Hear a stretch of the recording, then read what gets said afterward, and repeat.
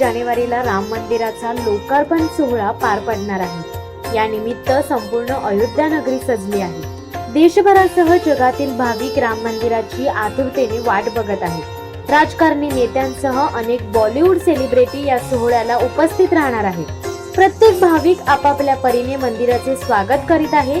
22 जानेवारीला अयोध्येत रामलल्ला विराजमान होणार असल्याने हा दिवस सर्वत्र मोठ्या उत्साहात आणि जल्लोषात साजरा केला जाणार आहे। रायगडच्या रोहा तालुक्यातील वरसे येथील पालवणकर कुटुंबियांनी श्रीराम अयोध्या मंदिराची प्रतिकृती टाकाऊ वस्तूपासून बनवली असून कागदापासून साकारली आहे।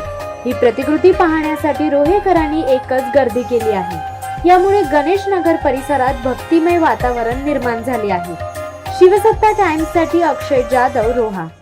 दे धडक बेधडक वृत्त देणाऱ्या आपल्या शिवसत्ता टाइम्स न्यूज चॅनलला लाल बटन दाबून सबस्क्राईब करा आणि बेल आयकॉनला क्लिक करायला विसरू नका।